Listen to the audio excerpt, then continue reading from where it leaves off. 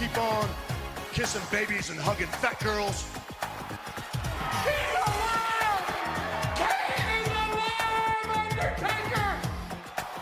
You are a sniveling little suck-up sellout full of suffering succotash, son. It's me, Austin! Oh, son of a bitch! What? It's me, Austin! It was me all along, Austin! And you t-shirts are too tight too, Billy! And you book a match with me against Ryan Keelan! Look at me! I'm a total package! I will rip him apart! I'm pissed now! Where to, Stephanie? WrestleRoasts on ad-free shows and ATC. All right, welcome everybody to WrestleRoasts. I am your host, Dan Germain. I'm here with Mike Lawrence, Scott Chaplin, Robert Karpeles, and our guest, Robin Tran and Zachary Million. We got a big show for you, a lot coming up. As far as the roast coming up, we've got Macho Man Randy Savage, Batista, Sting, Rob Van Dam, Cody Rhodes, and something to sports entertainment this week will be SmackDown. May 24th, we have an off week. May 31st, Double or Nothing. June 7th, the roast of CM Punk and CM Punk's UFC fights. June 14th, off week. June 21st, Hell in a Cell. June 28th, Catch the Avengers, but with WWE. July 5th, the roast of Jim Cornette and the Dairy Queen Call. You guys are roasting the CM Punk fight? Yeah. What? Oh man, it's gonna be on. Is that on TikTok? That whole UFC. It was actually on Vine. How are you doing, Robin? Oh, good man. How are you doing? Oh, I'm all right, man. Another day in paradise. Are you guys ready to talk about Mr. Kevin Nash? Yeah. You want to start out, Robin? Oh, I mean, see, the thing is that I just wrote a bunch of roast jokes about him, and then I found out. Hello. He froze. Okay, so let me start out, guys. I think that the number one thing was he did a lot for the boys, man. Was a guaranteed contract. Wasn't a mark, you know. These are all huge things. What did you think, Mike? I love Kevin Nash. He just seems like a regular dude. It's like if the circus elephant knew its worth.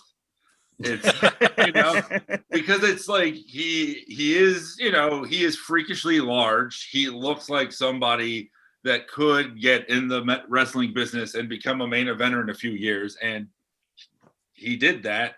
But yeah, he always fought for his worth. This is a job.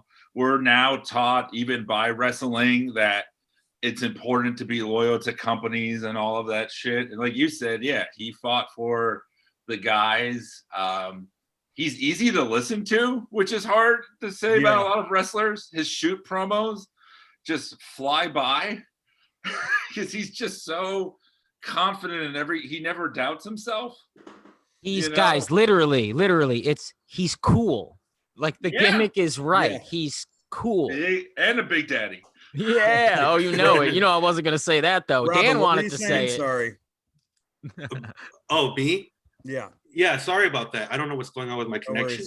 I love, he had some of my favorite matches ever. It was all his matches with Bret Hart, I think, are made Survivor Series 95. Oh, phenomenal. Royal Rumble, even like 95. Like nowadays, like every match, I think Mike Lawrence, we talked about like every match is just like a good match now. Everyone's just doing a bunch of moves, and that's fine. But like, they always told a story, and I felt like Kevin Nash always had like a really good, ring.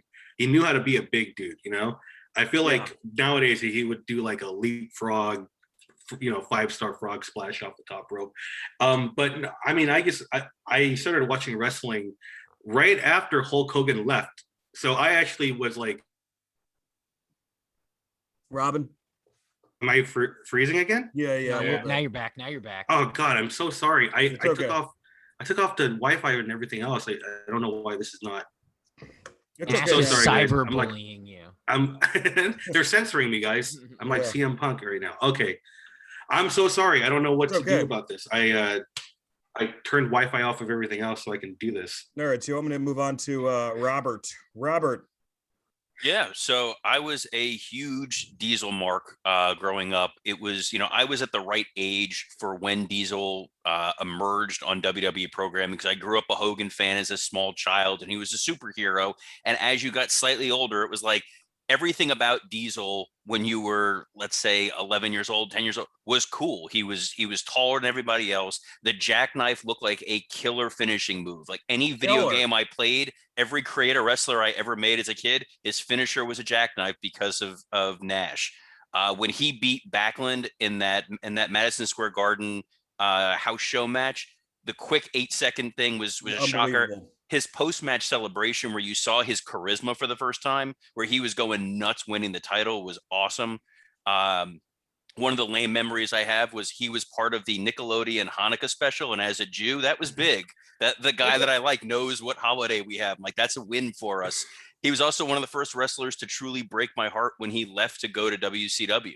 I was a loyal WWF kid, and like Hogan left, it's like, all right, screw you, you're dead to me. Nash leaves, or Savage leaves, you're dead to me. Diesel was my guy, and he's leaving, and it sucked. But his participation in the NWO made the NWO work. If it would have just been Scott Hall and X-Pac, it would have been a lot lamer. I mean, Nash really carried this. Dan's dog does not agree with me, but we're okay with that. Yeah, I'm sorry about that. Sorry, guys. Yeah, man, I loved Renegade Diesel. I got the Diesel Power Glove. I went to WrestleMania 11 because of him.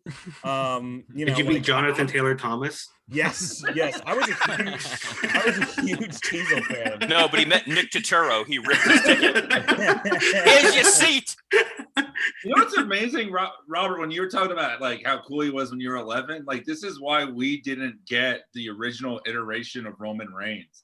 Because Roman Reigns basically was modern face Diesel.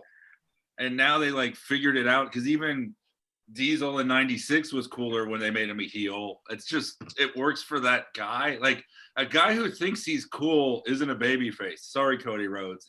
You're just not. Well, Diesel was also cool because, to Dan's point, I remember when he cut the promo when he turned heel and he's like, I'm only loyal to my fans who buy my glove, and I'm only going to high five you if you're wearing my merchandise, which is the smartest marketing play I've ever, like, I never wanted a piece of merchandise ever. I'm like, I should get that glove so I could get the high five from Kevin Nash. He's the Gene Simmons of wrestling.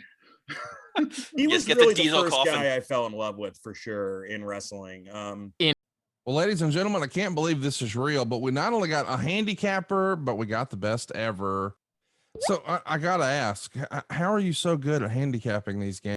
I mean, 4-0, that's quite a streak already. Well, let's talk about every pick I've given this year in the NFL as an example. 23-8. Every pick I've given this year. 4 weeks in the bag, 23-8.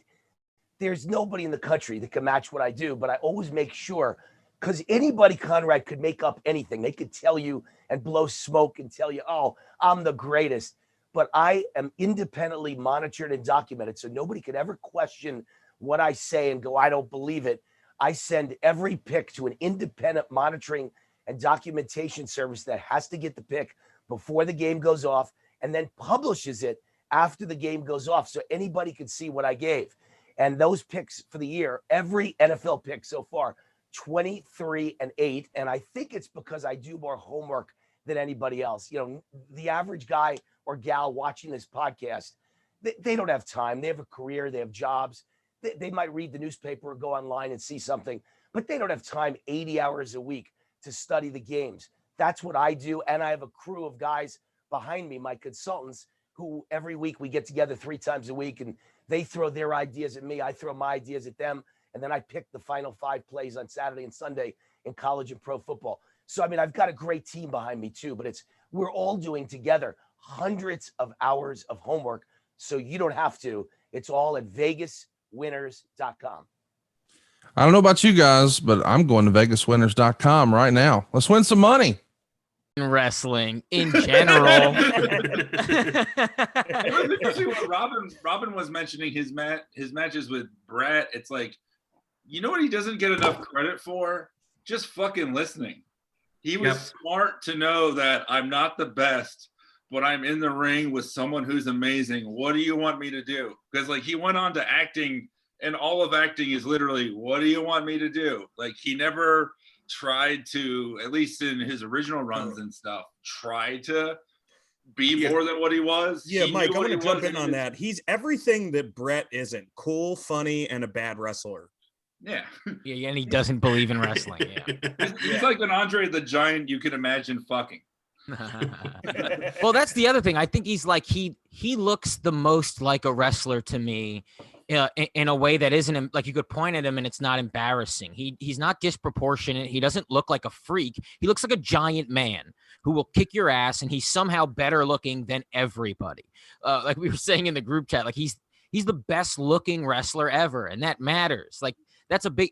The dude couldn't work for shit. He could barely walk half the time. Yeah. But he looked cooler than every single person in both companies at the time.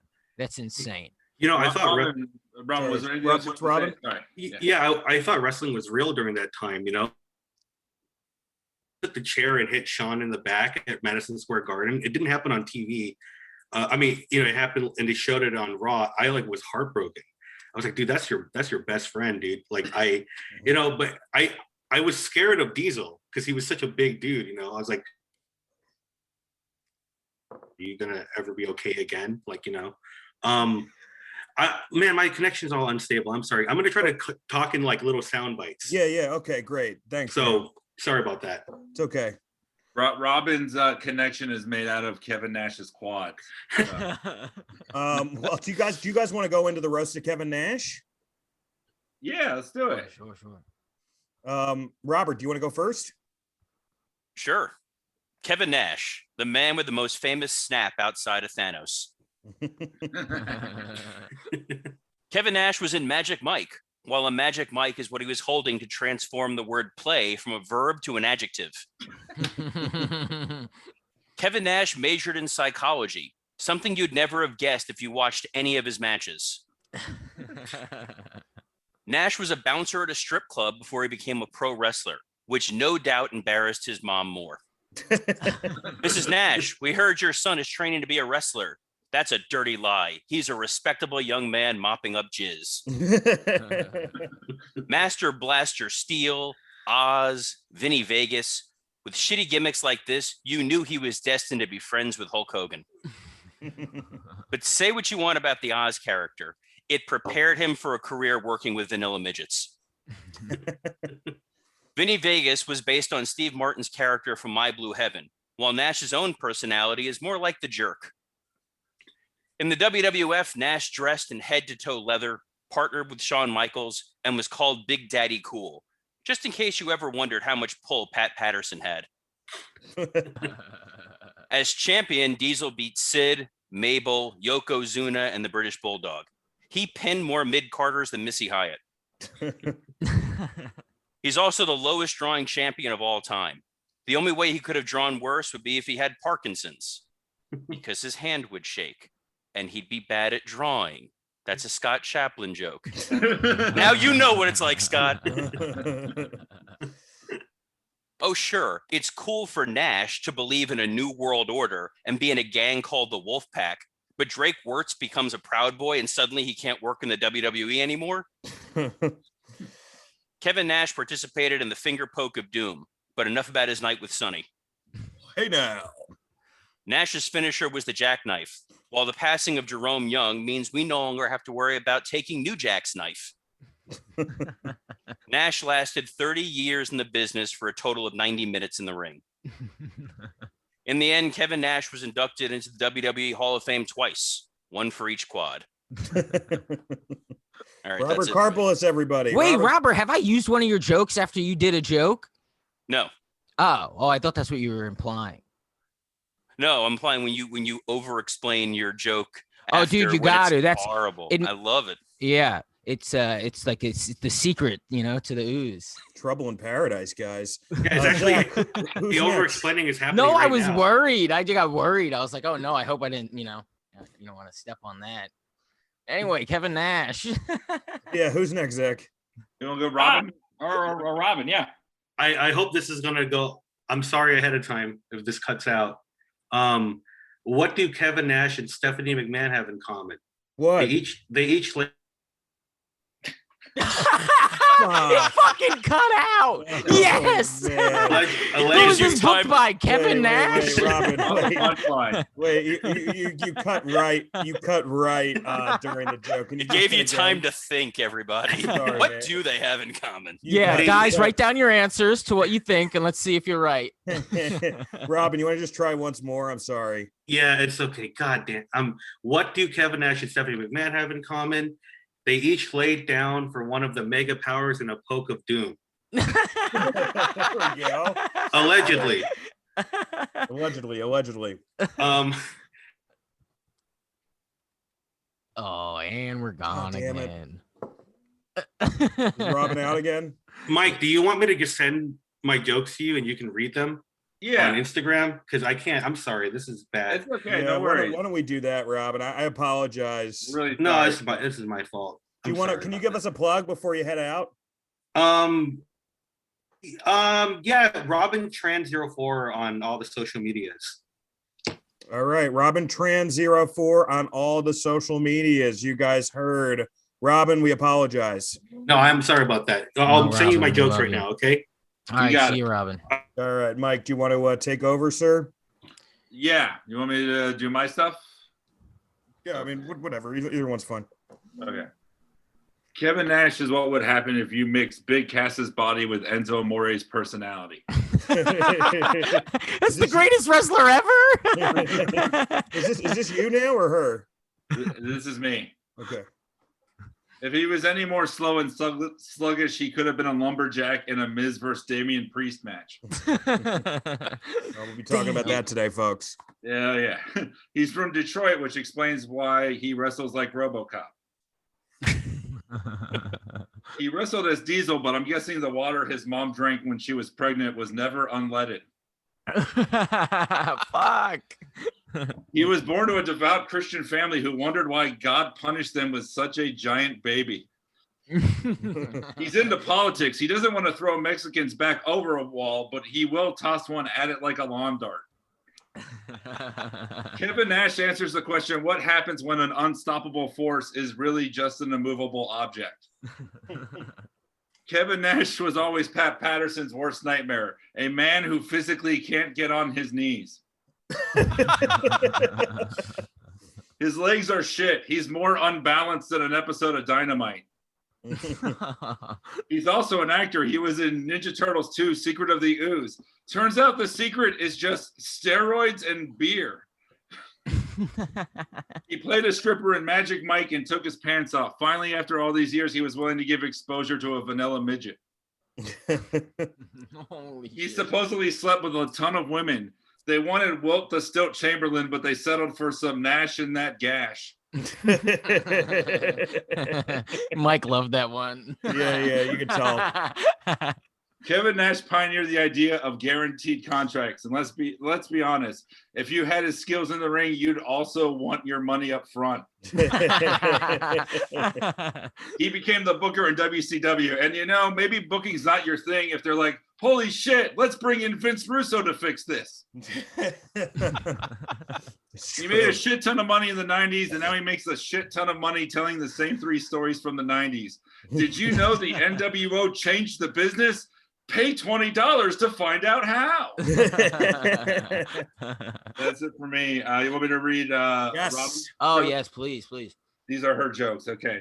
Nash was Robin Oz Tran, and- everybody. Robin Tran. Sorry about that. This is Robin. okay.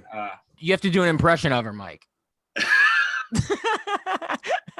All of a sudden, Mike's like hands start slowly. No. He's like, No. By the way, this is the most Kevin Nash thing ever, to get someone else to do the work for you and you still take the credit.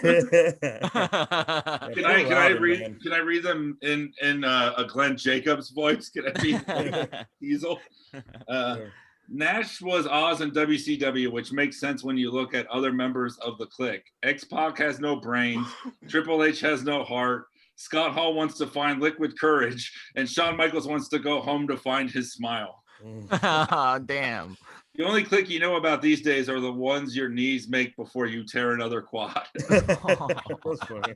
Diesel and Shawn Michaels were a tag team called Two Dudes with Attitudes. What did people think of the name? Look at the adjective, gay. Nash tweeted Black Lives Matter and lost hundreds of followers instantly. Does it really surprise anybody that most of your fans were running on diesel white power? That's great. Nash loved ending streaks. He ended Goldberg's undefeated streak and then said WWC. I'm sorry, let me read this again. Nash loved ending streaks. He ended Goldberg's undefeated streak and then said WCW rating streak, you're next. People say Nash is a terrible worker, but that's not true. Hardcore fans actually love him. When he was wrestling King Mabel in Philly, they were chanting ECW, ECW. Diesel was champion going into WrestleMania 11, and they weren't sure if he was over enough to main event. So they gave his match Pam Anderson, Jonathan Taylor Thomas, Jenny McCarthy, some guy from NYPD Blue, the greatest of all time, Shawn Michaels, and they still went with, you know what? Let's finish the show with the football player and Bam Bam Bigelow. That's her jokes. Those are great. All right, Robin great. Tran, Good job, everybody. Thank Robin. you, Robin, for coming on the show. Zach, who's next? Dan. Oh, that's me. All right, roast to Kevin Nash. Vince got it. 1 second. Hey, baby, can you turn that off? Hey, baby, could you shut the fuck up? You hear him? Babe? Babe. 1 second. Smoothest show we've He has ever to done. turn like a fire alarm off right now. All right, here we go. The roast of Kevin Nash. Vince got excited when Nash booked Ninja Turtles because the steroid trial was coming up and he needed a super shredder.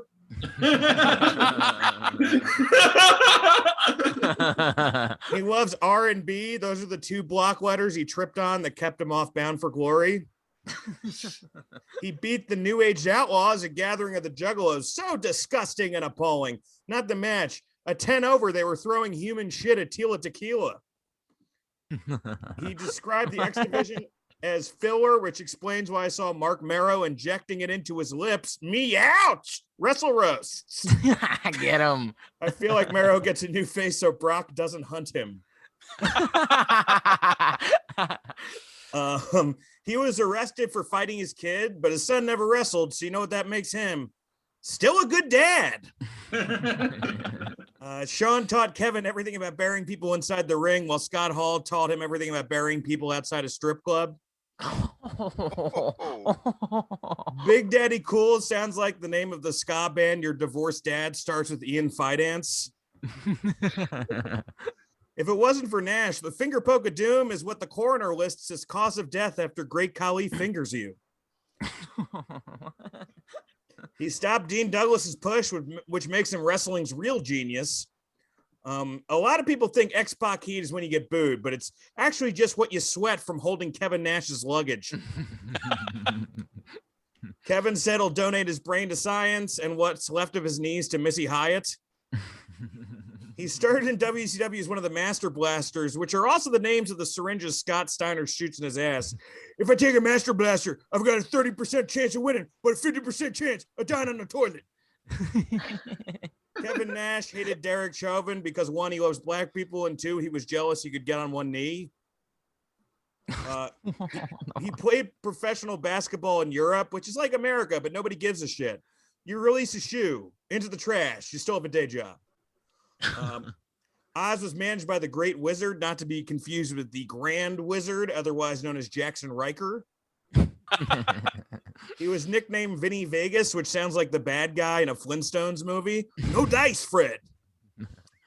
He was in The Punisher, the movie, not the peg China used on Hunter. 2 dudes with attitude sounds like guys who smoke cigarettes outside a church dance. He came up with Vanilla Midget when he walked in his hotel room and Skip was fucking Sonny instead of Sean. Vince thought they called it NWO Red and Black because Tatanka joined. Shawn Michaels and Kevin Nash ruled backstage as the Clique. The name stemmed from whenever one of them had the audacity to go to the Waffle House and order a salad. And then finally, he buried Brad in WCW because he wasn't good on the stick, which is the same reason Johnny Ace hired Kelly Kelly. That's my time, folks. That's my time. All right, well, I guess it's my turn I now. screamed those. No, it didn't sound like screams to me, man. All right. All right, here we go. Where are we? Okay, Big Daddy Cool sounds like a thing Kevin Nash's black friends had to say to their black friends after he accidentally said the N-word in front of them. Like, nah, Big Daddy Cool, Big Daddy Cool. He's not that cool, but we don't want to get our asses kicked right now. One of his gimmicks was Oz because he was great and powerful, and because if you pause his career and look closely, you can see a vanilla midget hanging himself in the background. That's why I got self-conscious, because that's kind of like Robert's joke. Anyway, Kevin Nash was in Secret of the Ooze, one of my favorite movies. It's also what he calls the mystery of X-Pac shitting in Sable's luggage. Kevin Nash, he didn't sell tickets, moves, or storylines. Like, he's impressive in the sense that he changed the business by just not really doing business. Like, it's like if Steve Jobs made computers while also calling the computers gay the whole time. Lame. Him and Scott Hall were outsiders in the sense that they were the only ones who weren't there, who were there, who didn't give a shit about pro wrestling. Dan mentioned he wrestled at a Gathering of the Juggalos. Gathering of the Juggalos sounds like something him and Hall would do to haze chubbier talent. Like, throw them in the shower, squirt chocolate syrup on them. You know, look, it's the Gathering of the Juggalos. Big boot, jackknife. Are these your moves or things you've threatened to stick up jobbers' asses? Sure, he's Diesel, but it's safe to say he's never had an oil change. Diesel, his entrance music was a series of engine noises and honking horns, because if it wakes him up when he falls asleep at a red light, it'll wake him up to go to the ring. He was a bully to adult men who still call people bullies. It's not a wedgie if you come in your pants when you retell the story, you mark. Oh, he was green in the ring. Yeah, and in the bank. Michaels and Nash called themselves two dudes with attitude, or the more realistic name, two adult men with sociopathic tendencies. Kevin Nash jumped ship to WCW and tore his quad in the process. This is horseshit. Smoking cigarettes was the only time he ever carried a match. Huh? Oh, jeez. You know, if you had a match, you got a match. You got a light. On to the next That's one. what Robert was doing, Scott. Fuck you guys. Hey, he's part Native American. Something. Bury his heart at Wounded Knee. Somebody read the Wikipedia page. you know it, brother. He's also actually super liberal and giving. He broke Goldberg's streak in support of Palestine. And in conclusion, Kevin Nash is so not a mark that from here on out, the opposite of a mark will be known as a Kevin. He thinks this is just a job and he's going to make the most money he can while also not taking it too seriously. What a Kevin. I love that, man. Yeah. The roast of Kevin Nash, Scott Chaplin, Robert Karpeles, Mike Lawrence, Robin Tran, and myself, Dan St. Germain. Zach, what do you think? That was easily one of the roasts you guys have ever done. Oh, thank you. I appreciate it. It was the Kevin Nash of roast. Passable. Yeah, yes. This week's episode of WrestleRoasts is brought to you by Manscaped, who is the best in men's below-the-waist grooming champions. Manscaped offers precision-engineered tools for your family jewels. Manscaped just launched their fourth-generation trimmer, the Lawnmower 4.0. It's a cool lawnmower, not the Juan Deere that the mix of cools rode in on. Join over 2 million men worldwide who trust Manscaped with this exclusive offer for you. 20% off and free worldwide shipping with the code ROAST20 at manscaped.com. I'm, one of the first people to try the new 4.0, and I am just blown away by it. I once tried manscaping myself, and my balls were so ugly they could have had the last name Mahoney. But, this new 4.0 lawnmower is engineered to be the ultimate groin and body trimmer by focusing on intelligent functionality and an incredibly comfortable grooming experience. Their fourth generation trimmer features a cutting edge ceramic blade to reduce grooming accidents thanks to their advanced skin safe technology. It's safe and effective. just like a crash pad that Jericho lands on. Men, if your beard's anything like mine, Dan's, or any other wrestling fan, your face probably looks like your pubes, and you think you could just use the same trimmer on both, but no, that's gross, and you're weird for doing that or even thinking about it. I used this thing the other day on my junk where it's supposed to go, and me and my wife are so happy that she even watched some of Backlash with me, and I can't think of a better testimonial than that. So it's time to get your own ball and body trimmer with Manscaped to make me time the best time and enhance your confidence with some nice, smooth boys. And what does everybody want besides head? Confidence. Remember, use the promo code ROAST20 to get 20% off and free shipping. That's ROAST20. Thanks for listening and supporting our show. Speaking of Kevin Nash, let's keep on him for show in hell, because folks, we are talking about the infamous Super Shredder versus the Ninja Turtles doc scene. I love this goddamn movie. Did you like it, Mike? Yeah, I was disappointed as a kid because I've always been me. But when I saw him turn into Super Shredder, I was like, this is going to be the fucking coolest. And then he basically commits suicide. It's really sad, kind of. Yeah, he does. He definitely commits suicide. Mike, at this point, were you reading? Were there Ninja Turtles comics at this time? Oh yeah, this is 91. This is the cartoons on all the fucking toy. The cartoon I think came out in 87. The toy line came out in 88. This is like peak Ninja Turtles. The first movie, I don't know if you've ever seen it, Scott, is like more like gritty. Yeah, I love it. It's more grounded and shit. And then they just went sillier with this one, which is like what I wanted because I was fucking 8 and I loved the cartoons. Like I was like, Toka and Razor, where's Bebop and Rocksteady? It's like my stepdad all over again. I got to accept 2 things now. Yeah, that was bullshit. What's unfortunate is like this, and right before that was the Vanilla Ice scene, which was peak early 90s of the Ninja rap. The fight felt like they ran out of money when they were making this movie. And like Shredder's been your villain for 2 movies, and his strategy was not really, it's like trying to drown Aquaman.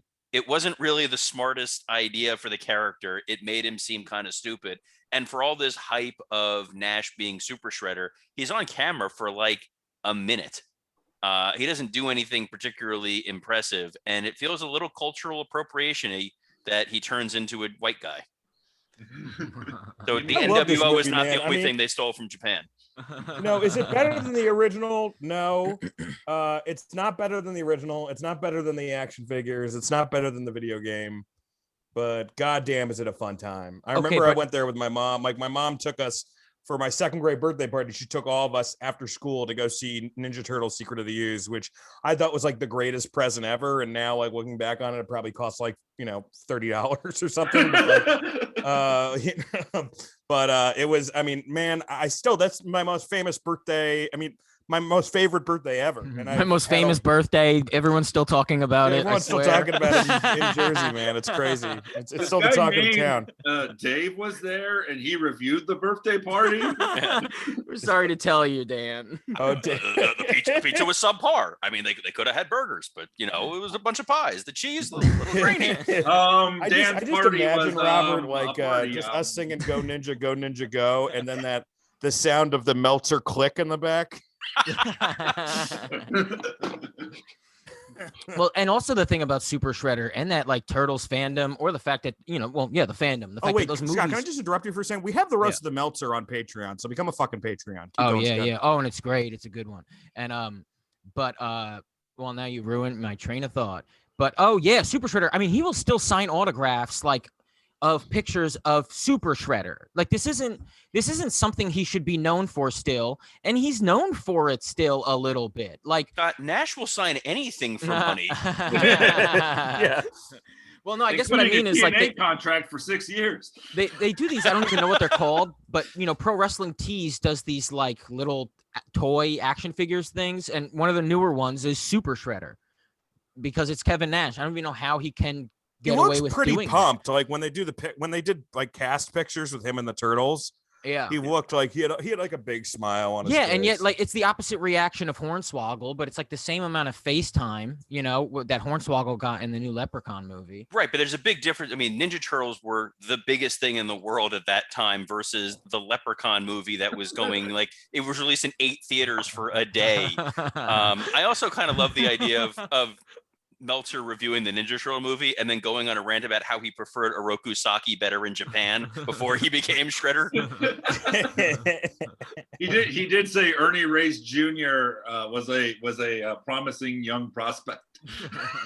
If it was Vince, it wouldn't be Super Shredder. It would just be Shredder or Super. Here's the thing I thought today watching this that I never did as a kid was that his costume also mutates for some reason. Like he takes the ooze and then the shoulder pads get more spikes on them. It's a wild movie, man. It's a wild movie. I had this figure too. I had the Super Shredder figure and he was fucking awesome. I had Tokar, Razor, what's it called? Who was the doofy scientist guy? Baxter Stockman. Yeah, I had him too. He was great. You turned into a fly. Yeah. I can't remember what I did this morning, but I instantly off the top of my head, I'm like, oh, it's Baxter Stockman, who became Baxter Stockfly. Like, it's something's going on with the brand. Also, the nerdiest part of it was the Ninja Turtle movie action figures were not proportional to the regular Ninja Turtle figures, which is why I never got them. Robert, I gotta look up those figures. Robert, what's you and your wife's anniversary? Baxter Stockman. Exactly. Oh, it took me a minute to remember what my actual anniversary is, but when he became Baxter Stockfly, that was a banner day in science. God, we made this show somehow nerdier. I don't know how it's possible. And then, since we're talking Turtles, we should just briefly mention, because we'll probably never talk about it again, that Sheamus played Rocksteady in the 2016 movie and was pretty decent. Oh no, he's good, man. That's a fun movie. That's a fun movie. I love that, Dan. You would love this. When Bebop and Rocksteady become mutants, the first thing they do is look at each other's dicks and go, "My man." Yeah, it's very realistic. That's why. We like it. Yeah, Scott's like, that's biology. Yeah, it's the first thing you do. All right, well, that was Show and Hell, folks. You guys ready to talk about Dynamite or Fizzle? No more Ninja Turtles.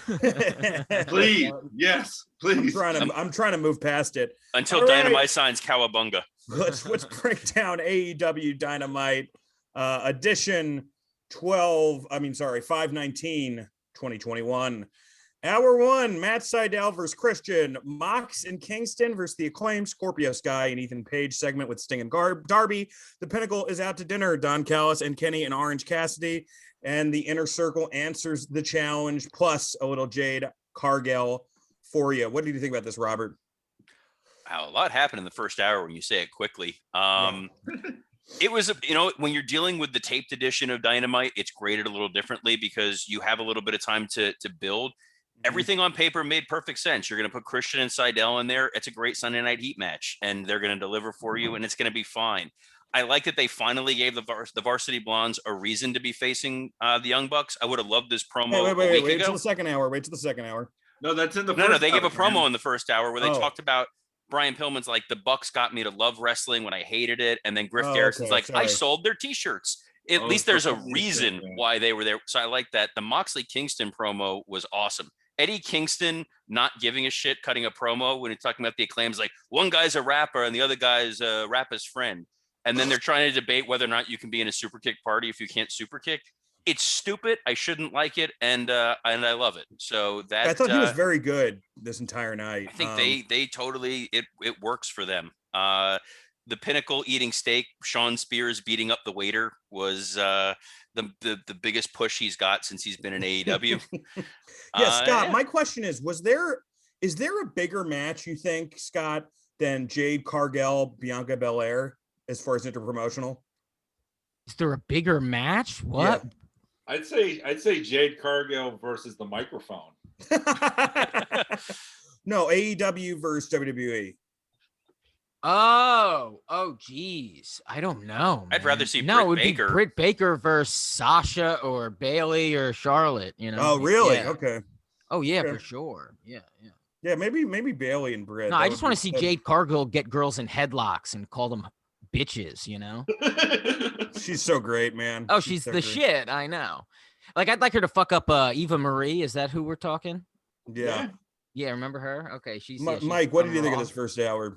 I thought this was good. I really liked, the Varsity Blondes thing because I'm like, they don't have any character. They gave them something, and I love that this is such a simple thing, but having guys who are in the main event talk about the match. Mike's been leeching off Robin's Wi-Fi. Oh, Mike's in Robin's closet. Time to get out, Mike. Yeah, can you guys hear me? Yeah, now we can. Yeah. Oh yeah, no, I was saying I dug the Varsity Blondes thing. I like that they gave him something. And all Mike, is it just me or does Griff remind you of like a gay guy that's talked into straight sex? I tweeted he's the guy that fucks like the friend's mom in a MILF porn. He has that.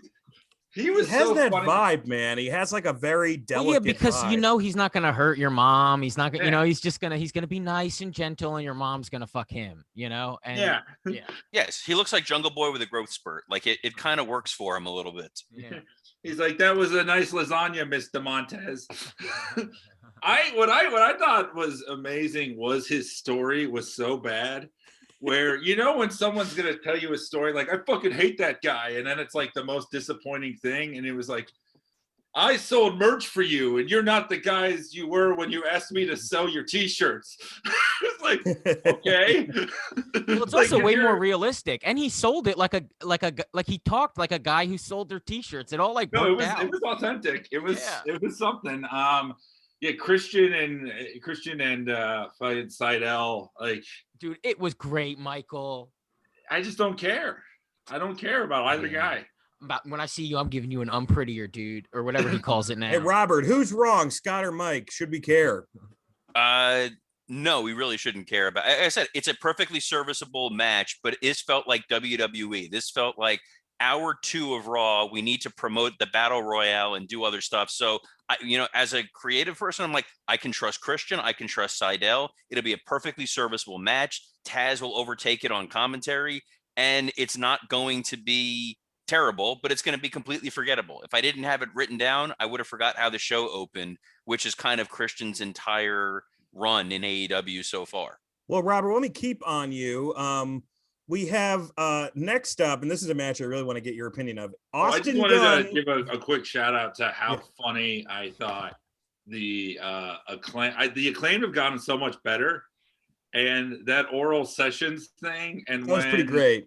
That was good, but then when the was it Bowen is like, we are the Acclaimed, and he just punches them. That was fucking awesome. That ruled so hard. And you know what made it better? The commentary team was genuinely laughing about it. They got a kick out of it, and then you just Yes, but then the lamest part of the entire show was in the first hour when Darby and Sting come out to attack Paige and Sky, and Sting is holding the skateboard, and he looks like that Steve Buscemi meme from 30 Rock. Like, hello, youngsters. Like, Sting should never be holding a skateboard. Yeah, Robert, let's stick on you for a second. We have Red Velvet versus Serena Deeb, Austin Gunn versus Anthony Agogo. Hold on to that. Frank Kazarian backstage, a promo with Miro and Archer, and the Bucks versus the Varsity Blondes with Mox and Kingston in an awesome post-match segment. Robert, what did you think about Austin Gunn versus Anthony Agogo? I mean, is it too early for match of the year candidates? Like, they were so excited to do this blood packet, but couldn't figure out how to work it and where the blood was coming from and who was bleeding. It was rough, man. The match should have been 45 seconds. This is not the time to try to make Austin Gunn on television. Like, I don't know who he is, but I don't need to see him on TV really ever, other than he's his tights said son of a gun, which is the only distinctive characteristic of him. This should have been 20 seconds long. Anthony Agogo just punches him and breaks him, but Cody coming out wearing the American flag. Like, did someone give him a VHS copy of Rocky IV, and it was the first time he ever saw it? He's like, that's what I'm doing. Yeah, man. Well, that's entertaining. Which makes QT Marshall Brigitte Nielsen. I have Did no idea Arn- what this guy's does doing. Arn get to be Apollo? Does he get to come out in the fucking shorts to James Brown? Apollo! I don't want to see Arn in shorts.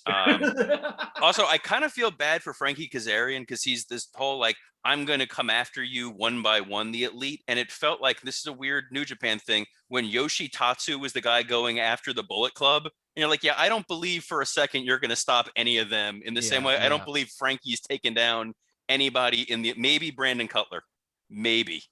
Well, that's the thing. He's going to feud with Cutler for a month and then Nakazawa for a month. And, Dude, that Nakazawa thing was great.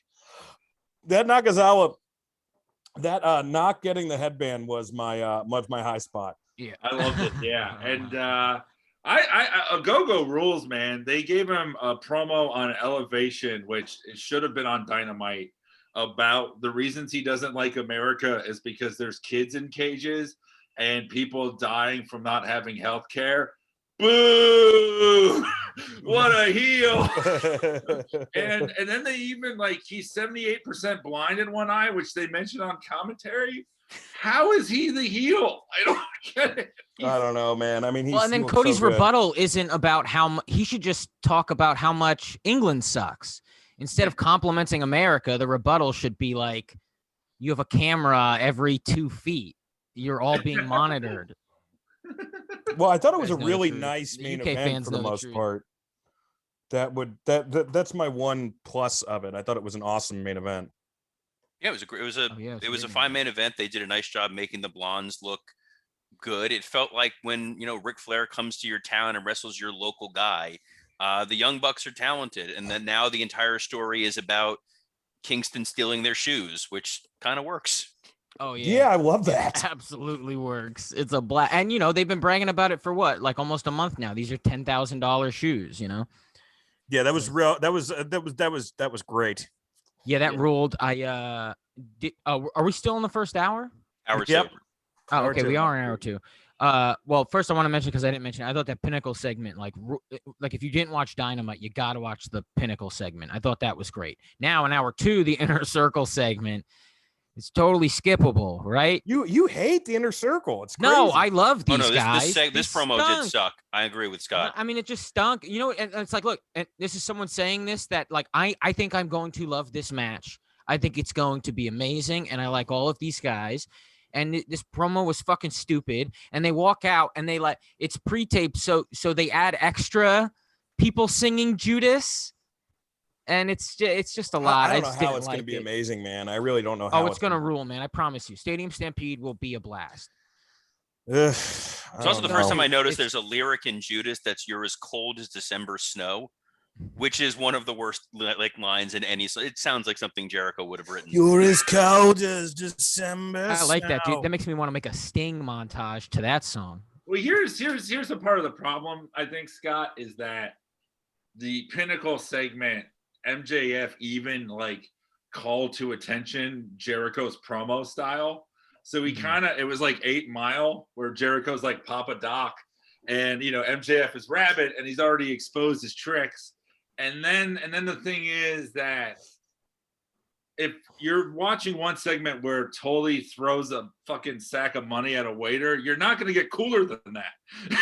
It's the most that's badass true. thing when he's like, this should take care of it. Like, you know that he had to do that so many times in the 80s for like even himself, let alone, what did Oli call me? This will take care of it. No, that was JJ's job. He was there to pay the money after. Well, But let's. that Jericho promo was weird because it felt like he was trying to overcompensate for how bad the fall Yes. was. He's like, an inch more and I would have cracked my skull open. And my wife and children were horrified Yeah, when that they was saw rough, this. man. And That was really rough. we're like, Yeah, we all what saw he this. should have said was like, it scared the shit out of me. I landed and it felt fine, but that moment was scary as fuck. Thank God That's what- TK that's what it cut should be. corners and the entire thing's made of foam. Well, what's interesting is that you look at like the exploding ring botch, and what they did with that was they had Moxley and Kingston be like, look how fucking silly this is. Why did we ever hate each other? Let's be friends. But Jericho, you know, in his mind is like, I'm so good. I'm going to make you believe that fall was great. And it's like, you're not that good, dude. Yeah, but he legitimately hurt himself falling into a ball pit. Like he's that kid at the birthday party. All right, well, let's keep on this, guys. For high spot, Mike, what do you got? I have the fucking Washington Heights, who is New Jack's son, is a drag queen, and he had talked about being disowned by New Jack a few years ago, and New Jack passed away. I figured this was a way for us to talk about it briefly, but the thing that Washington Heights posted was like fucking amazing about how let me see if I could find it. It's on our Instagram right now. Yeah, but it was about, okay, it says, my dad's wife told me he watched my performances at Paris is Bumping and Polly and Colt Party 3 and that he was proud of me. He wanted to fix things but didn't know how. I forgive him for everything and I hope wherever he is, he forgives me. I'm finally at peace. R.I.P. New Jack ECW. Like fucking. You think that really happened or no? He was at the recital. He was there the whole time. Yeah. I'm telling you, man, they gotta. We know Evan. They know the Dark Side guys. They gotta make an extra 15-minute addendum because it's such a fucking amazing story. And, Evan, are you listening? Yeah, try to fucking fix your shit with people. Like. Learn how to communicate and stuff. But the fact that Washington Heights is able to forgive him is pretty amazing. Now we're just waiting for Vic Grimes. And what was your low spot, Mr. Lawrence?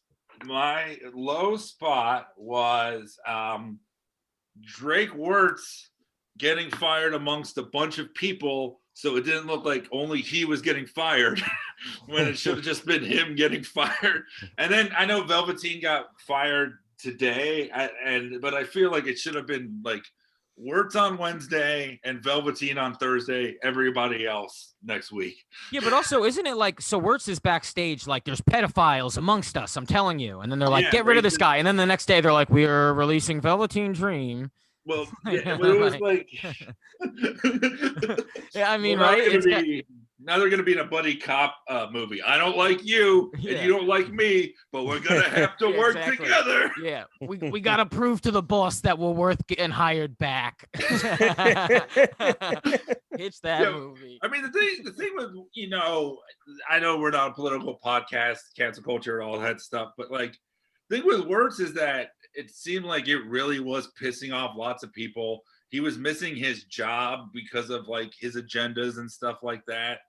It just, it seems like. I mean, we don't really know. I mean, we weren't there, Well, but we weren't there for any of this shit. So fuck them to hell, Like, I wasn't there for Nash. I wasn't there for the filming of The Secret of the Use. There are comments though, of him being anti-mask and shit like that, and it's just yeah. Like, and apparently, like, there was an inclusion meeting that Triple H had, and he just like walked out of it in protest. That's hilarious. Oh, yeah, when they brought up like that we embrace like freedom of religion or whatever, he stormed out. What? Yeah. Taoism or nothing.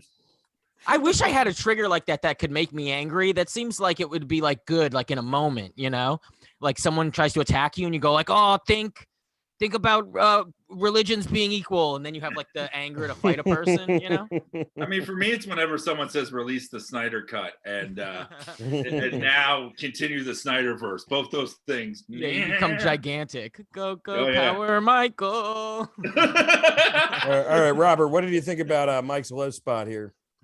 I wouldn't say that was a low spot. That was a high spot for me. I'm glad that they got rid of Drake, and I'm kind of glad they swept him out. When they were releasing other people, so he doesn't have the chance to take the microphone and make it about him. I'm happy that he's now just going to go away and fade into obscurity. You mean Scott? So I mean, my low spot is Will Ospreay, the IWGP Heavyweight Champion, has a neck injury and he has to vacate the title. So Crazy. He's going back to England to rehab it. They don't know when he's going to be back. I don't even know what the actual issue is, but you hear neck and you go, oh no, that could change it forever. And I mean, legitimately, he's the best wrestler in the world right now. So he's got to vacate the title, and that's for sure my low. For sure. Yeah, I 100% agree with that. Mike? Oh, you already asked me. He did his. I got to do mine. So I can, Go, sorry, baby. I got him. High spots. I had two. One came from AEW Dynamite. There was a quick backstage segment with Jericho and Malenko, and Malenko bringing up the Man of 1,000 Holds. Oh, that for was as much as great. I hate when they bring continuity from their company, I'm such a sucker for that promo. That was a great callback. And then on Monday Night Raw, you heard that right. My high spots from Monday Night Raw. When Orton and Riddle came out, and Riddle was singing along to Randy Orton's theme song, and watching Randy try very hard not to crack was one of the greatest things I've seen on TV.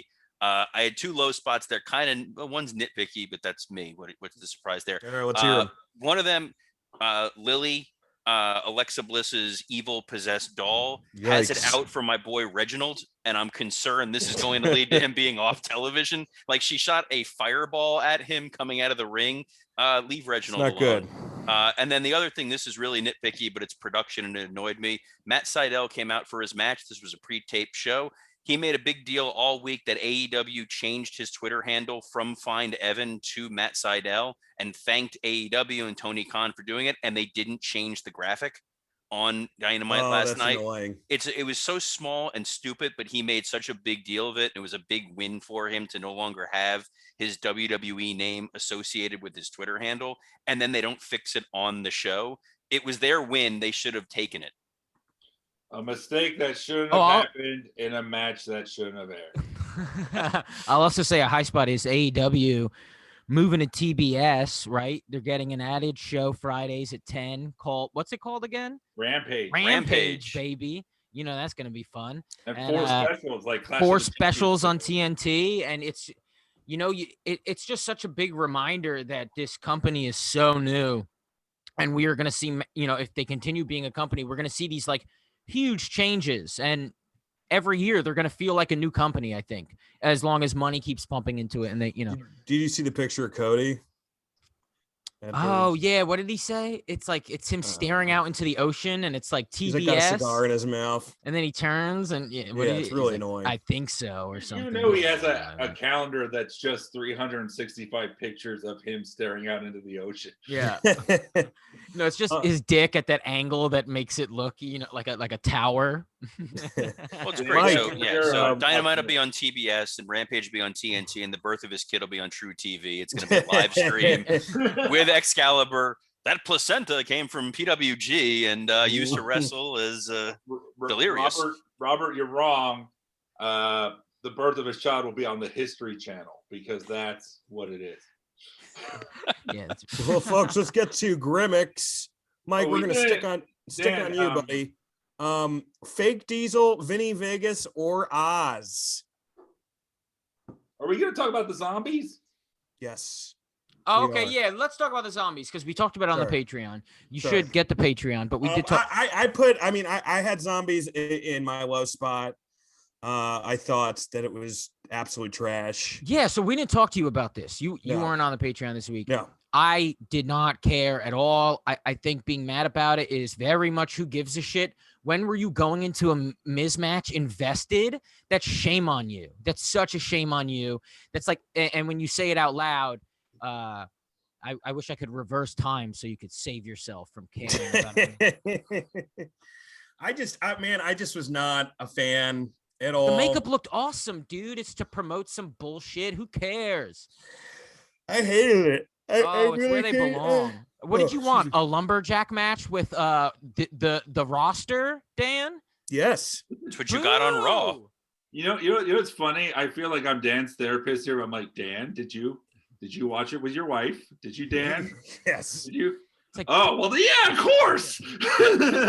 And was it more than you asked for? Yeah, I guess it was more. Well, then why do you resent it? I don't know, because it wasn't exactly what I wanted it to be.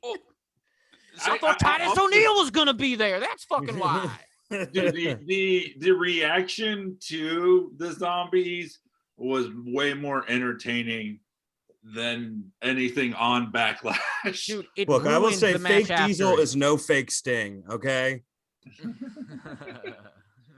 I think the zombie thing, and I said this on the Patreon a little bit, and I've thought about it a little bit further. I think one of the biggest issues I had with it was I don't mind the zombie segment. It definitely has a place within the world of World Wrestling Entertainment.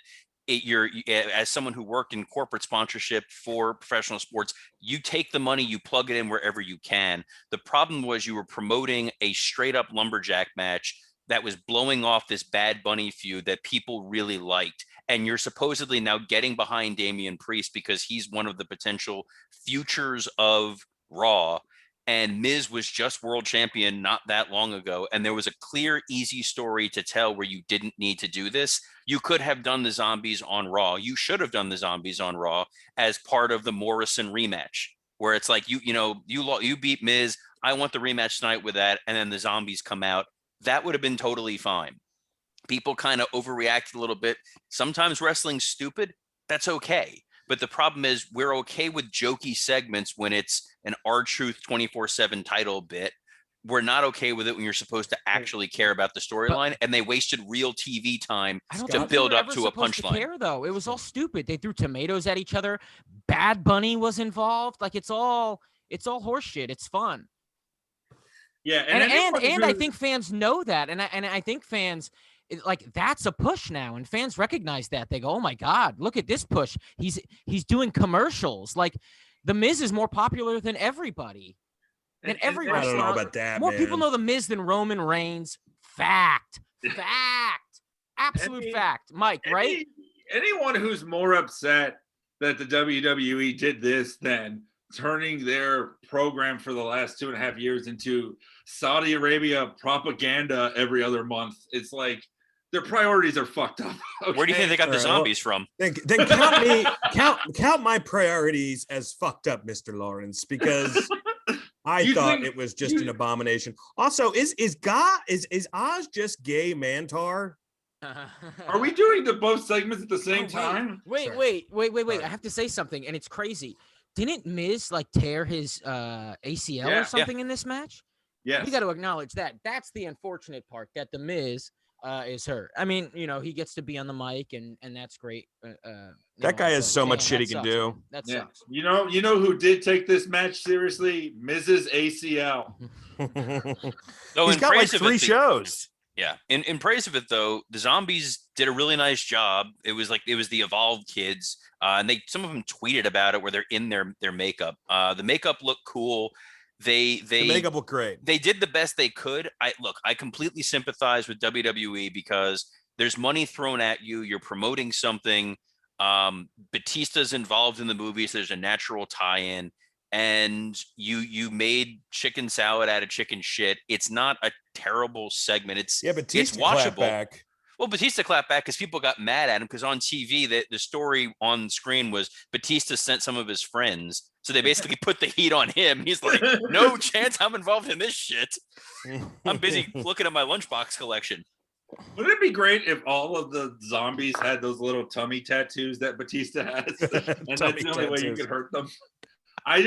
Before we go into gimmicks, on Sunday, I asked our fans on Twitter if WWE made a zombie movie, what would the title be? And I'm going to read some of the responses. We got over, like, Robert retweeted this on his thing. We got over 100 responses because people are emotionally invested in the Zombies. Hello? And there's awkward. We all hear you. We all hear you. Oh, yeah, sorry. People are more invested in the fucking Zombies than anything else in wrestling right now, or at least our fans are, and we love them for it. So I'm going to read some of the answers. If WWE made a zombie movie, what would the title be? At Eric Van Dijmi says LA Night of the Living Dead. At Caffeinated Izatar says The Raw King Dead. At Matt Maybray says The Revenge of Katie Vick. At Boondy, Al Boondy says World War Z Man Tom Zink. At Brian Gunclava says Blackest Night of Champions. Appreciate that one. At Agent Smith X2 says WWE presents tables, ladders, chairs, and zombies. That's pretty good. At Chet Von Chetsky says 28 jobbers later. At Dotes Magoats, See No Evil Dead. At the Bird's Nest, 28 botches later, which is just any Nia Jax match. At Baseline Brandon, The Nation of Contamination. At Scott Ferry says the Jeff Hardy promo collection. At Adam Spiderico says New Day of the Dead. At like that. Rubicante 86, A Train to Busan. And also he said Zombie Holocaust. That's my favorite. That zombie invasion is now a tag team match, playa. And Ian Briggs, No Holds Barred 2, Rip battles the evil Vince McMahon and his army of the undead. At Sportsman 32 says George A. Romero's non-Survivor Series. At Really Royer says Braun of the Dead. And at Chat Mannequin says New Jack City. Is that it? Yep, that's it. Oh, that was Dan's response was like a movie producer. Like I'm picturing sitting smoking a cigar. That's not bad. I can make money off that one. Did they have like a porno director? She came? She came already? All right. The comes all gone. My favorite line in Boogie Nights is like when they're watching the Dirk Diggler thing and the guy Ricky Jay turns to Burt Reynolds and he goes, "This is a real movie, Jack." It's like the saddest fucking line ever. Hey guys, we got 3 more segments left, which is why I've been rushing a little bit. Let's get on to Grimmicks. I had brought up Fake Diesel, Vinny Vegas, Oz. I'm just going to say Vinny Vegas by a country mile. Everything you need to know is that Sean thought this was hilarious. Like, I feel like Vinny Vegas is who Shawn Michaels wasn't brave enough to be.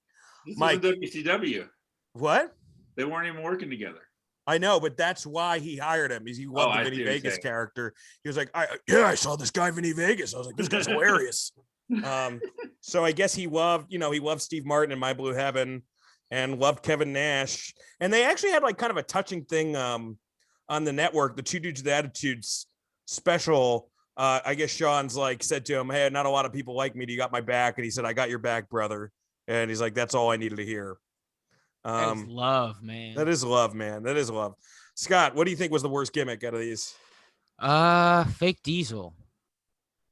Yeah, I would say Fake Diesel too. Yeah, Sorry, of course, it has to be. I mean, dude, even Oz, it makes sense, man. Like, kids like Wizard of like even 3-year-olds now like Wizard of Oz, like 3 to 7. Everybody likes Wizard of Oz. Every generation of kids for the last 100 years. And nobody owns it, right? Because it's like from the 1800s. Oh yeah, because it's like oh, it's based on the book. You know, you can't say that. I think at the time, it wasn't public domain at the time. It was being shown on Turner all the time. It was Turner. It's Ted Turner. What, it's one of his favorite. Oz? No, Wizard of Oz is one of his favorites. He bought the rights to it and he aired the hell out of it on TV because he had the rights to Wizard of Oz. This was WCW trying to kiss up to Ted Turner, which is why they came up with this ridiculous gimmick. Well, it makes sense to me. I love it. What do you think is the worst gimmick, Robert? To me, it's Oz. I think the Vinny Vegas character could have been more entertaining. It had flashes of entertainment. I love Fake Diesel. Fake Diesel is one of my favorite things in wrestling. First of all, from as an attorney, the intellectual property fuck you that Jerry McDevitt orchestrated, where he's like, we're going to sue them because Nash and Hall are pretending to be Diesel and Razor. We own those characters, so let's make the big guy. Do you remember JR's promo about it, Robert? Yeah. Oh, JR's promo was great. The fact that they worked the fans by doing the hotline and making you pay is like, well, Diesel and Razor, they're going to be here. And the best part of Fake Diesel was Bischoff, and there's a famous story, but Bischoff heard this and thought Hall and Nash were going to leave, so he gave them raises to keep them in WCW because they heard about the fake Razor. They didn't realize it was Fake Razor and Fake Diesel, and Glenn Jacobs made the character not terrible. Like, it was kind of a funny idea to make a Fake Diesel because it's great cheap heat and it could have evolved into something else. I think he was like in the Final Four in one of the Survivor Series too. Oh yeah, they because he was a really good worker. So it was okay. Oz was just terrible. It didn't fit because it wasn't a good use of Nash's personality. He's cool. He's a smart guy. He comes out there in a ridiculous looking wig. It just looks dumb. WCW, when they tried to be fake WWE, never worked. And when this is them trying to delve into that with all the production value and all the money they spent on it, Oz was a total loser. Mike, it's 2 votes for Fake Diesel, one vote for Oz. Who do you got? And then Zach's gonna tie break this shit. Well, unless I do, I guess, because Oh yeah, gotta go sorry, I fake. don't understand how math works. I gotta go fake Diesel, man. It's just so terrible. It's like it is amazing in Robert's defense. It is the most entertaining one. I love any Rob has story the that- most coherent argument as to why it shouldn't be fake Diesel, but Rob is still wrong. Keep going. But what's interesting about the fake Diesel thing is that it really shows Vince's philosophy that I make the stars, the characters are what's over, not the performers. Like, you look like this is why there's no wrestling union, why they're considered independent contractors, because anyone could play Diesel and Razor. Yeah, it's also people breaking it. You're watching a public breakup. Yeah. That's all it is. I hate that shit. But Vince did this otherwise. He did it with Sin Cara. It's like, oh, Sin Cara is Yeah, now yeah. a foot taller and jacked and has different tattoos, but it's the same guy. Super Sin Cara. All right, Zach, who do you got? What's the worst I gimmick? mean, in Vince's defense, he can't tell Mexicans apart. Zach, what's the worst gimmick? Fake Diesel, Vinny Vegas, or Oz? It's fake Diesel. All right, 4-1. Sorry, Robert, you're off on the side of the road, sucking dick for quarters. Speaking of Robert, it's time for. Well, we're gonna dust it off. It hasn't been on the show for a while. It's time for a new edition of Creative Has Nothing for You with WWE writer extraordinaire / Florida Panther lawyer Robert Karpeles. Cool. On the rundown I had, this wasn't on there, so I didn't realize we were doing that. It's fine. The last thing I saw was we were doing the releases of all the talent, but that's Robert has nothing for you. that's All right, forget it. My bad. We'll just do it next week. Oh, yeah, we can do it next week. Let's just do it next week. That's my bad. Do you have a Kevin Nash story? So I would have loved to have met Nash. Unfortunately, Nash was in TNA at this point in time during my entire tenure there. He was one of the people I was kind of looking forward to seeing what it would be like to work with him, since I was such a big Diesel fan. But this was during that time where WWE was legitimately scared of TNA, at least internally, because they kept swiping guys from us and using them better. So I used to love. Like they're more scared of TNA than they are AEW. Am I just being crazy here? And No, they're it definitely more scared of. Was it them swiping guys, or weren't like WWE guys swiping trees and then getting fired and then like? Well, no. What happened? What scared them? No, what frightened them was they had all this talent in TNA that WWE didn't have, because they didn't have this NXT world of warehousing talent. So when you lose out on an AJ Styles, a Samoa Joe, Christopher Daniels, all these guys that they could have had, and at one point all worked like velocity matches, and they didn't sign any of them. And now they're big stars, and there's a buzz about a company that was kind of getting their shit together. It was no longer just the Jeff Jarrett pay-per-view a week freak show. And then they get Christian, and they make Christian a main eventer, which WWE wasn't ever able to effectively do. And Kurt Angle, like, I used to love going into Master Control because they would always be recording Impact when it was on, and they'd be recording the pay-per-view. So I would swipe the DVDs. I think I still have them somewhere, to be able to watch some of the TNA pay-per-views, because we would download it off the satellite to see what was going on. So when you remember, they had money to spend, and they went and they got Nash, and they put him with Sting and Booker T and the Main Event Mafia, and they were doing a lot of what WCW did. And the fear was, if they could make this work, there's legitimate competition. AEW is not legitimate competition to WWE, because WWE has a massive head start, and they're no longer a wrestling company. They are a global content provider that NBC Universal paid $1 billion to air their stuff. Fox paid $1 billion to air SmackDown. They have the world covered. AEW is a great wrestling company. AEW is not going to be a huge multimedia threat to them. At the time, TNA was a wrestling threat, because all WWE had was wrestling, and we were holding on tooth and nail to not lose UPN. Yeah, if you're Vince, all you're seeing is Hogan and Bischoff again, up to their no good. Yeah, you know, like, it's got to be fucking scary. Here's a question, Robert. When they're watching a TNA pay-per-view at WWE, they make Finkel pay for it, right? Oh yeah, no, we had his credit card. He didn't know it was just he got the charge. Thanks, Vince. I'm sorry, I love. Okay, so Robert, you had some opinions on these releases. Is there anybody here that you were like, what the fuck? I'm surprised they released Velveteen Dream, honestly, just because Hunter defended this guy so many times, given the evidence against him. And they had all these opportunities, and it became this problem where I think what got Velveteen Dream cut was every time Hunter would do these media calls, they wind up asking about Velveteen Dream, and he's like, "I'm sick of it." I'm surprised they cut Jessamine Duke. That was the big surprise surprised for me. about that too. Yeah, good point on that. I really thought she was fantastic. I think she's a fantastic talent. Losing one of the 4 horsewomen when they never got a chance to run the horsewomen against horsewomen. Clearly, that's what I got from that is they just clearly do not give a fuck about doing anything with that. I agree. The other ones, I guess they feel like if they want to go to AEW, they can. But hey, Alexander Wolf is really good. Alexander Wolf was good, and they just started putting him back on TV with Imperium. So it was kind of strange that they had him for this whole time, weren't using him, started using him, and then got rid of him. Yeah, he's got a very unique look. Scott, anybody? Also, he got jumped by Imperium on NXT this week, right? He got dumped. He got beat up by them this week on NXT. This week I totally missed NXT. He got kicked out. Yeah, he got kicked out. That was interesting. You go, oh, that's got to be a mutual thing, right? I mean, if he gets released the next day and he's kicked out of the group, he said he wasn't released. His contract is up June 15th. He's just like, hey, they're not going to re-sign him, which is unfortunate. But there's a lot of talent that they have that they're not really using, or when they do use them, it ain't great. Like Nikki Cross has been off TV for a while. They brought her back on Raw to be a lumberjack. And she sold the hell out of it. She did everything you could to make that segment work for her.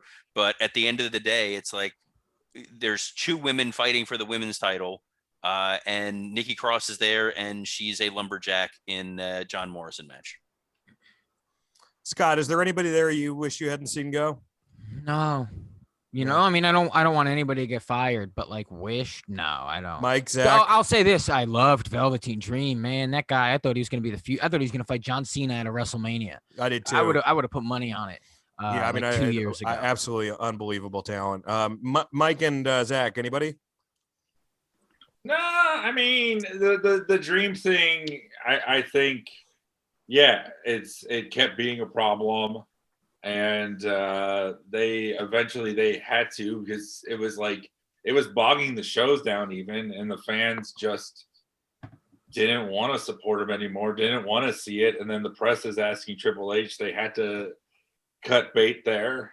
And a lot of the other talents seem like they're young enough that though they could end up somewhere else, like a Jessamine Duke and stuff. I mean, we really, Baszler was like the hottest fucking thing. I think like last year, even she was so well used and just is still a great talent, but they booked her into oblivion. And yeah, I mean, there's nothing you can do there. Zach? Yeah, I think a lot of these people are better off in a lot of ways. Some of them, at least. It's time to check in with Scott Chaplin and another edition of Tales from the Indies. Ooh. Oh, this one, if you're a wrestling fan and you're on Twitter all the time, you probably saw it already at an indie show this last weekend, I guess. It was at PWT Summer Sickness Cup. That was the name of the show. Christ. Yeah, everyone got sick, I think. I think that's what happened. But, okay, so it's not on YouTube or anything. Just go on Twitter. Type in keywords, wrestling, fire, crotch, and I promise you it'll come up. What happens is a wrestler. Photos of Becky Lynch. Yeah. It's this wrestler, JJ Allen, got his crotch lit on fire by his opponent outside of the ring. And then like the idea of the bit is he lights him on fire and then he's going to put it out, but with a weed whacker. And then he goes to put it out with the weed whacker, but the weed whacker spreads the fire onto the pants more. Oh my God. His entire pants are engulfed in flames. He gets up and runs and, drops, rolls, does all these things. None of that works. People are like, put it out. And it's not like a VFW hall. So all the cups of water that they're pouring on the guy is like the cups you get at like the dentist. Like very tiny little cups, in a church bathroom. And they're like, put them out. And Scott, who's to say any of those cups have water? Yeah. And then I'm going to add this note because it's important. then it turns, the camera turns to a guy in a wheelchair, right? And then the guy who's on fire like runs past him, and the guy in the wheelchair is just unaffected. He's just unaffected, and not because he's in a wheelchair. He's unaffected because he could care less somehow. And the reason he's important is he's the reason the video went viral. It's because the guy in a wheelchair was wearing a t-shirt from Barstool Sports. So all those people were like, hell yeah, cool. Also, look at this idiot with his dick on fire, which makes it so much worse. They're all like, that shirt rules. Hey, also, fuck this guy. Dude, as I'm watching this, I'm like, is this how they cure AIDS at AJ Styles' church? It's glorious, man. And the guy did an interview. I DM'd him. He did not answer me. But the guy did do an interview since then. And he said he's done. What is this? What is this DM, Scott? What was the DM? How did you start out? Oh, I just said I host a wrestling podcast on ad-free shows, and I was wondering if you had any comments on the fire crotch. I don't want to deal with that fancy Conrad Thompson living in that big old Alabama house. I called it the fire crotch incident. But anyway, I saw in an interview that he did do that this is a spot that he's done in the past, and it's worked out before, and he doesn't know why it didn't work out this time. Because God's trying to kill you. That's why. Jesus Christ, man. Yeah, that's my tales I from the think Indies. it's, this is an easy way for us to quickly talk about the Nick Gage episode of Dark Side. Oh, please, Because- let's do it. Oh yeah, please. With like the whole, there's a scene where he gets set on fire and stuff.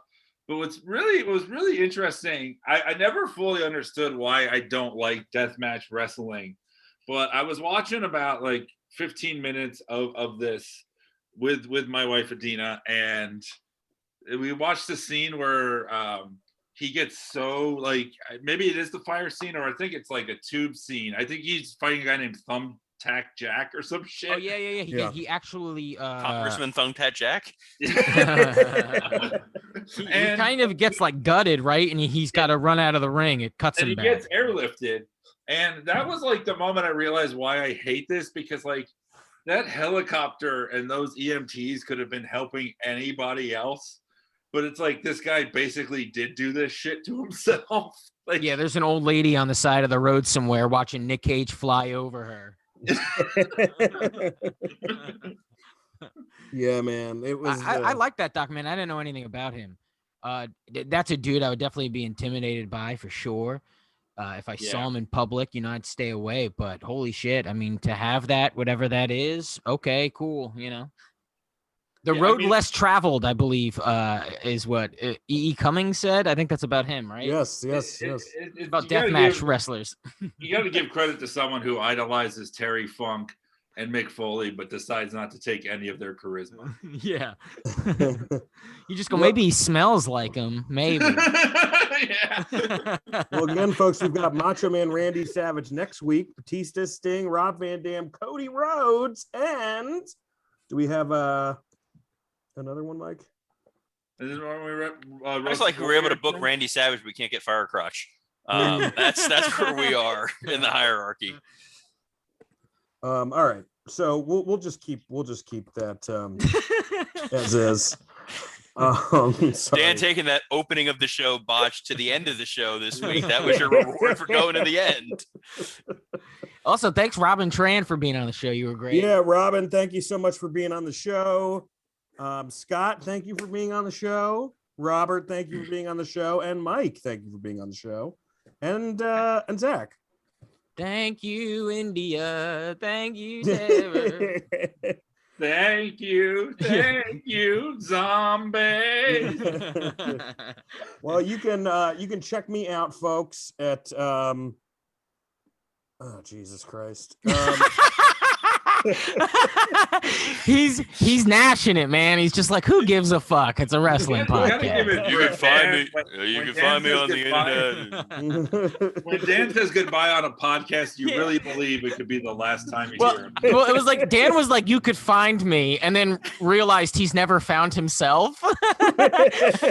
Like, you could find me. God damn, where am I? Where am I? If you want to leave my nervous breakdown an iTunes review, please. All right. What do you got, Scott? I'm gonna finger poke a doom this thing. Let's put it to rest. 1, 2, 3. Thanks for listening. I love you all. Mike? Yeah, I'm at Mike Lawrence Comedy. And, check Robin Tran out on her Twitter and her Instagram. She was great today. Yeah. Robert? You can follow me on Twitter at WWCreative_ISH. Subscribe to the Patreon. A lot of great content. We broke down WrestleMania Backlash. If you subscribe to the Something to Sports Entertainment With platform, last week Dan and I broke down the SmackDown Go Home show, which is worth listening to just to hear how you structure a Go Home show before a pay-per-view. I also did a bonus episode this week breaking down Raw because I needed to get those thoughts out of my brain and my wife didn't want to hear it. I'm going to be doing Something to Sports Entertainment With on Friday. Yeah, that's about it. Oh, yeah, gang. Stay safe. Zach? Wash your hands. Bang, bang.